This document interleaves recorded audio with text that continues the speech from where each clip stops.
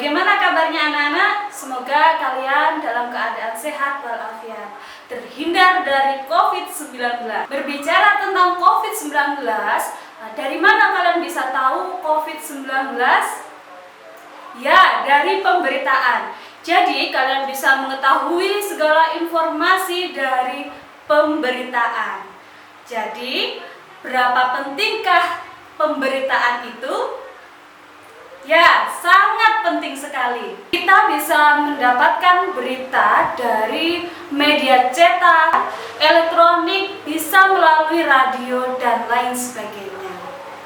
Untuk itu, hari ini kita akan belajar tentang teks berita.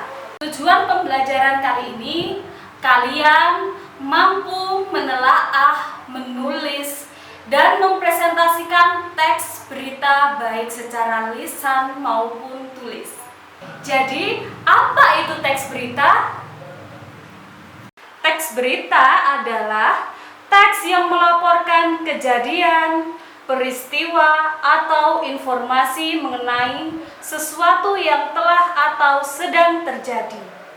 Biasanya teks berita itu dalam bentuk siaran, cetak, internet, ataupun dari mulut ke mulut dan bisa menyebar ke masyarakat luas. Struktur teks berita yaitu yang pertama, orientasi berita, yang kedua, peristiwa, yang ketiga, sumber berita. Orientasi berita berisi pembukaan dari peristiwa yang diberitakan di teks tersebut. Umumnya tertera penjelasan singkat mengenai berita yang sedang dibahas. Peristiwa, proses kejadian dari awal sampai akhir berdasarkan peristiwa yang terjadi dan menjelaskan berdasarkan fakta yang ada. Biasanya terdapat 5W1H atau adik Simba. Sumber berita. Sumber berita adalah referensi atau rujukan dari sumber atau narasumber yang ada. Sumber atau narasumber berita dapat diperoleh dari orang yang terlibat kejadian, orang yang menyaksikan kejadian, video, audio, gambar, ataupun internet. Ciri-ciri teks berita: faktual, aktual, keterangan waktu dan tempat yang jelas, objektif dan kronologis. Kebahasaan teks berita. Yang pertama, bahasa baku. Yang kedua, kalimat langsung. Yang ketiga, konjungsi temporal kronologi. Yang ketiga, konjungsi temporal kronologis. Yang keempat, kata kerja mental. Yang kelima, konjungsi bahwa. Terakhir, keterangan waktu. Bahasa baku. Penggunaan bahasa baku pada berita merupakan hal yang penting agar berita mudah dipahami oleh berbagai kalangan. Oleh karena itu, bahasa baku yang dimaksud adalah bahasa Indonesia. Kalimat langsung. Kalimat langsung merupakan kalimat yang berupa hasil kutipan langsung dari pembicara atau narasumber dengan cara menulis apapun yang dikatakan oleh narasumber tanpa ada pengubahan. Contoh, pelaku sudah kami tetapkan sebagai tersangka, ucap Sutama. Konjungsi temporal kronologis. Konjungsi temporal dan kronologis adalah konjungsi atau kata hubung yang menunjukkan waktu seperti sejak, awalnya, akhirnya, setelah, dan lain-lain. Konjungsi ini juga menunjukkan kronologi atau urutan-urutan kejadian. Kata kerja mental. Kata kerja mental adalah kata kerja yang berkaitan dengan kegiatan pikiran.